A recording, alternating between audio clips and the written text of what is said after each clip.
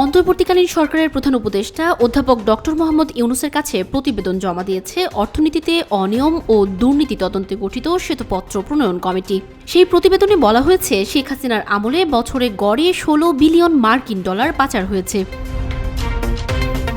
আজ রোববার দুপুরে কমিটির প্রধান ডক্টর দেবপ্রিয় ভট্টাচার্যের নেতৃত্বে গঠিত কমিটি প্রধান উপদেষ্টার কাছে প্রতিবেদনটি জমা দেয়। এরপর প্রধান উপদেষ্টার প্রেস সচিব শফিকুল আলম জানান, শ্বেতপত্র কমিটির প্রতিবেদনে উঠে এসেছে ছাত্র জনতার গণঅভ্যুত্থানে ক্ষমতাচ্যুত প্রধানমন্ত্রী শেখ হাসিনা ক্ষমতায় থাকাকালীন প্রতি বছর গড়ে 16 বিলিয়ন মার্কিন ডলার বিদেশে পাচার হয়েছে।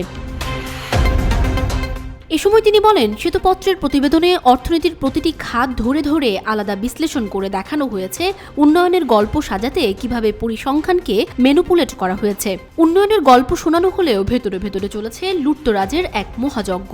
প্রতিবেদন গ্রহণ করে প্রধান উপদেষ্টা বলেন, এই প্রতিবেদন আমাদের জন্য একটি ঐতিহাসিক দলিল। আর্থিক খাতে যে ধরনের ঘটনা ঘটেছে তা ছিল আতঙ্কের বিষয়। আমাদের সামনে এই ঘটনা ঘটেছে, কিন্তু কেউ এ নিয়ে কথা বলেননি।